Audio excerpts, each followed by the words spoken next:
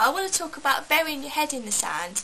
I mean, people can do this over all sorts of things. Here's a couple of examples. One of them would be, say you notice your waistband expanding. You know that you've fallen into bad eating habits. But rather than get on the scales and have a look at your eating habits and do something about the problem, you bury your head in the sand, you leave it, and you just carry on down that path, ignoring the problem.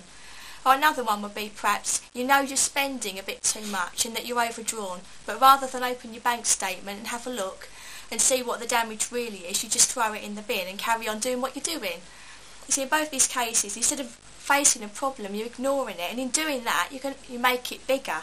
See, the trouble is, it doesn't really go away, it's still there. And some people turn to drink or drugs or whatever to try and forget these problems, but there is a better way. It's better to face it, to look at it honestly, so you can do something about it.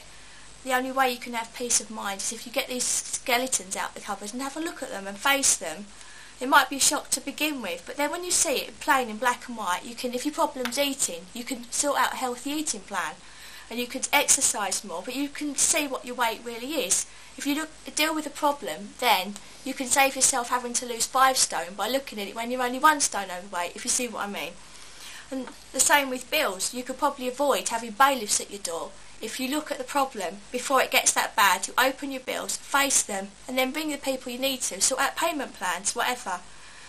See, ultimately, our security, if you know Jesus, your security is in him, and you do have a friend who can help you with whatever problems you might have. See, whether it's food, whether it's debt, whatever the problem is, the Lord's not condemning you for your mistakes and your bad choices. He wants to help you, but he does need you to be honest, to bring it all to him and say, Lord, I want to be honest about this, but I need you to help me.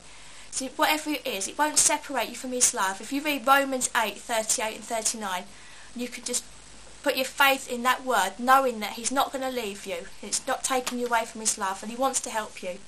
Another good one is, if you think no one can help you, go to Acts 12 and read about what the Lord did for Peter. He was in a prison.